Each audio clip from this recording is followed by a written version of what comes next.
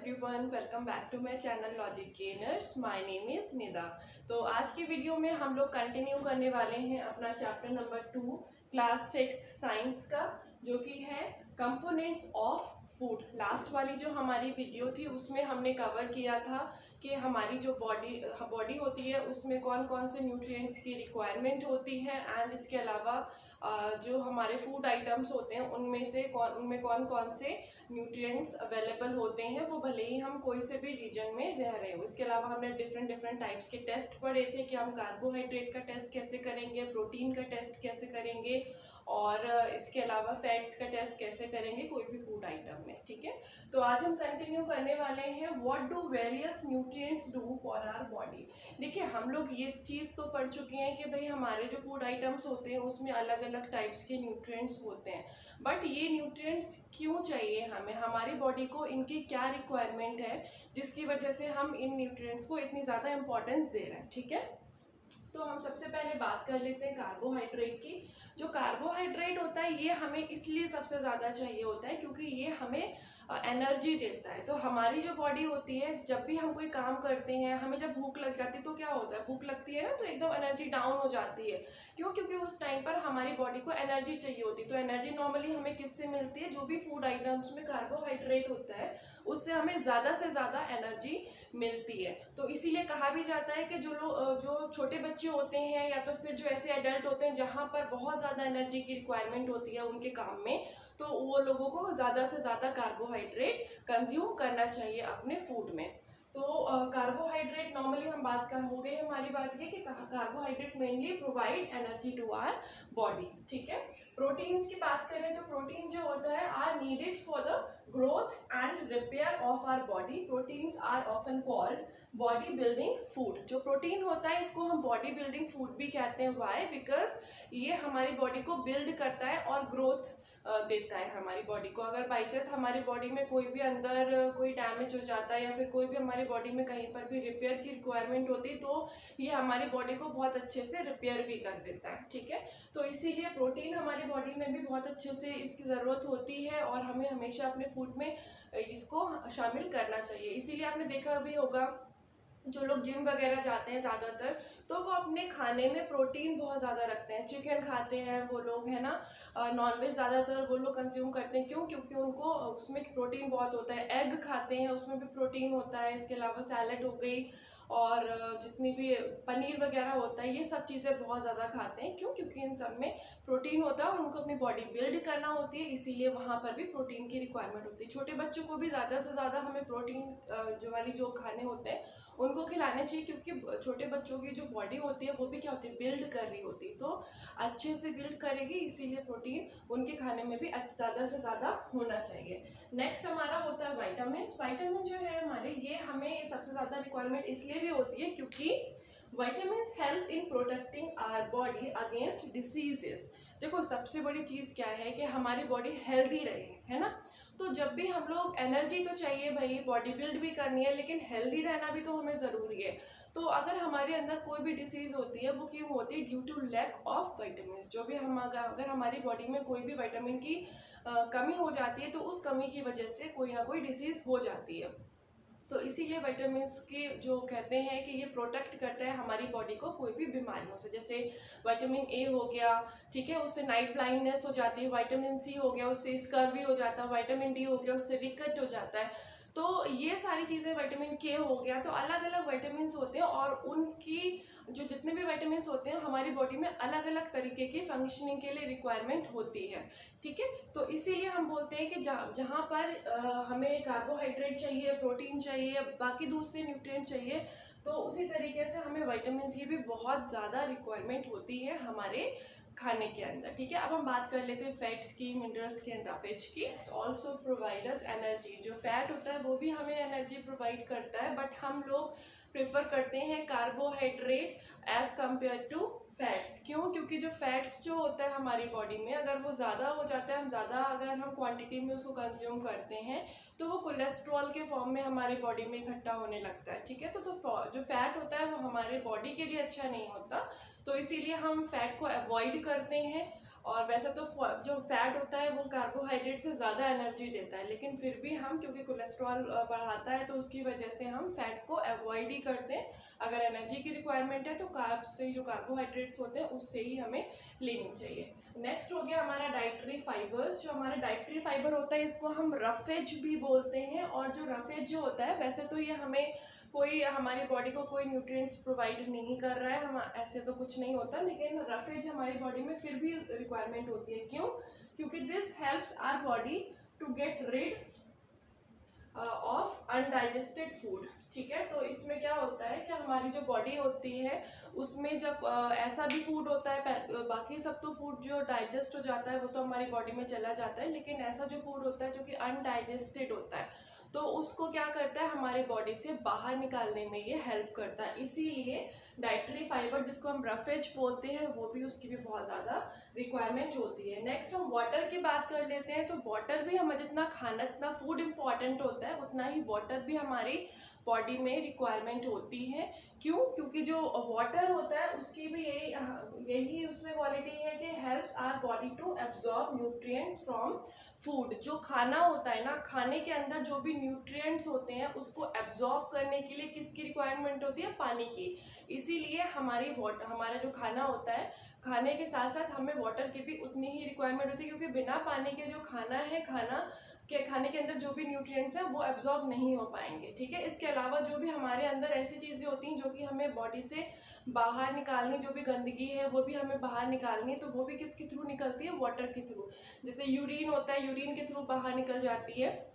इसके अलावा जो स्वेट हमारे जो बॉडी होती है, बॉडी जिससे जो स्वेट निकलता है वो भी क्या होता है? अनवांटेड, एक तरीके से कह लो कि हमारी बॉडी में उसकी रिक्वायरमेंट नहीं है तो वो निकल जाता है। तो इसीलिए वाटर हमारी बॉडी के लिए बहुत ज़्यादा इसेंशियल होता है। ठीक है, मिनरल्स का अगर हमने थोड़ा सा एक बार बीच में हमने छोड़ दिया है तो मिनरल्स एंड वाइटामिन दोनों ही चाहिए हमारी बॉडी में डिसीजेस को रोकने के लिए। तो वाइटामिन भी चाहिए और मिनरल्स भी चाहिए, वो दोनों ही हमें चाहिए होते हैं। लेकिन अगर हम दोनों की कंपेयर करें तो मिनरल्स फिर भी थोड़े कम चाहिए होंगे, लेकिन वाइटामिन हमें ज़्यादा चाहिए। ठीक है, तो ये तो हो गई हमारी बात कि हमें न्यूट्रिएंट्स हमारी बॉडी को क्या रिक्वायरमेंट होती है। इसके बाद में हम लोग नेक्स्ट टॉपिक पर चलते हैं अपने। ओके, तो अब हम बात कर लेते हैं अपने नेक्स्ट टॉपिक की, विच इज़ बैलेंस्ड डाइट। देखो, हम जो भी दिन में खाना खाते हैं, जो भी हम लोग ब्रेकफास्ट करते हैं, डिनर करते हैं, ठीक है ना, या लंच करते हैं, तो वो क्या हमारी डाइट होती है। तो हमें अपने जो भी हम खाना खा रहे हैं उसमें हमें प्रॉपर जो भी चीज़ें हैं, जो न्यूट्रिएंट्स हैं उनका ध्यान रखना चाहिए कि सारे न्यूट्रिएंट्स हमारे डाइट में अवेलेबल हैं या नहीं है। ऐसा तो नहीं है कि कुछ कभी विटामिन की कमी हो रही है या तो फिर कभी कार्बोहाइड्रेट्स की कमी हो रही है। इसीलिए हम बोलते भी हैं कि जंक फूड कम से कम खाने चाहिए। क्यों? क्योंकि जंक फूड में न्यूट्रिएंट्स बहुत कम होते हैं। इसीलिए हमें ज़्यादातर ऐसा खाना खाना चाहिए जो कि हमारे लिए हेल्दी हो और इसमें बहुत सारे न्यूट्रिएंट्स हो, है ना। तो ऐसी जो भी डाइट है जिसमें सारे के सारे न्यूट्रिएंट्स अवेलेबल होते हैं, लेट्स सपोज कार्बोहाइड्रेट भी है, विटामिन भी है, प्रोटीन भी है, इसके अलावा रफेज भी है, वाटर भी है और मिनरल्स भी हैं, ये सारी चीज़ें अगर हमारे फूड में, हमारे जो डाइट है उसमें अवेलेबल है, then that diet is called balance diet. ठीक है, ऐसा मान लो अगर आपको कोई बोले कि आप ढेर सारा खाना खा लो, ठीक है, आप पेट भर के खाना खा रहे हो, लेकिन उसमें ऐसा खाना है जिसमें बिल्कुल भी न्यूट्रिएंट्स अवेलेबल ही नहीं है, कोई भी न्यूट्रिशनल फूड नहीं है, वो बिल्कुल भी पिज़्ज़ा है या कोई बर्गर है, दूसरे जंक फूड है जिसमें न्यूट्रिशन की कमी हो रही है, तो वो आपके लिए बैलेंस डाइट कभी भी नहीं होगी। आप कोक पी रहे हो, मैं मतलब किसी ड्रिंक की बात नहीं कर रही, किसी के ड्रिंक के अगेंस्ट नहीं बोल रही, बट अगर मान लो कोई भी एक ऐसी ड्रिंक है जो कि आपके लिए अच्छी नहीं है, आपकी हेल्थ के लिए अच्छी नहीं है, और जो खाना है तो वो कभी भी आप कितना भी पेट भर के खा लो, लेकिन वो कभी भी आपका जो डाइट है उसमें नहीं आ पाएगा, जो बैलेंस डाइट होगी। ठीक है ना, तो हमेशा हमें इस चीज़ का ध्यान रखना चाहिए। इसीलिए हम कह सकते हैं कि balance diet provides all nutrients that our body needs in right quantity. ये चीज़ हमें ध्यान रखनी है, राइट क्वांटिटी। ऐसा नहीं हो कि भाई हम जो खाना खा रहे हैं उसमें कार्बोहाइड्रेट इतना ज़्यादा है कि हमारी बॉडी को डाइजेस्ट करने में ही बहुत ज़्यादा प्रॉब्लम हो रही है ना। विटामिन इतना सा है जो हमें ज़्यादा चाहिए, या तो फिर प्रोटीन की बहुत कमी है। अब देखो अलग अलग एजेस पर हमें क्या होता है, जो हमारी लाइफ की एज होती है, एक ओल्ड एज हो गई, एडल्ट हो गई है ना, और एक बच्चों वाली एज हो गई, तो हर एज के अकॉर्डिंग हमें अलग अलग टाइप का खाना चाहिए होता है। जैसे कि अगर मान लो छोटा बच्चा है तो उसको ज़्यादा एनर्जी भी चाहिए, बॉडी बिल्ड भी करनी है, तो उसको कौन से न्यूट्रिएंट्स की रिक्वायरमेंट होगी, उसको प्रोटीन ज़्यादा चाहिए और उसको कार्बोहाइड्रेट ज़्यादा चाहिए। इसी तरीके से जो जो ओल्ड एज वाले लोग होते हैं उनको ज़्यादा एनर्जी की तो रिक्वायरमेंट नहीं होती, बट उनको बीमारियों से बचना होता है, तो उनको विटामिन्स एंड मिनरल्स बहुत ज़्यादा चाहिए होते हैं। तो उनकी एज के अकॉर्डिंग हमें देखना होता है, और उनके के कौन कौन सी जो न्यूट्रिएंट्स हैं उनकी क्वांटिटी क्या है, उनके एज के अकॉर्डिंग हम देखेंगे। ठीक है, आई होप ये चीज़ आपको समझ में आई है। Along with adequate amount of water and roughage, और ये भी होना चाहिए कि भाई उसमें पानी भी हो, उसमें वाटर भी हो और रफेज भी हो। ऐसा नहीं है कि वाटर नहीं है और रफेज नहीं है तो वो डाइजेशन में हमें प्रॉब्लम होगी, हम कितना भी अच्छा खाना खा लें। तो ये सारी चीज़ें अगर हमें हमारे खाने में मिल रही हैं, हमें हमारी डाइट में मिल रही हैं, then that diet is called balance diet. ठीक है, अब हम बात कर लेते हैं डेफिशिएंसी डिसीज़ की, कि डेफिशिएंसी डिसीज़ क्या होती है। अच्छा, तो डेफिशिएंसी डिसीज़ क्या होता है, देखो डेफिशिएंसी हमें पता चल रहा है कि नाम से ही कमी है ना, कोई भी अगर विटामिन है हमारी बॉडी में, और विटामिन की कमी की वजह से अगर हमारी बॉडी में कोई भी डिसीज़ हो रही है, that disease is called deficiency disease.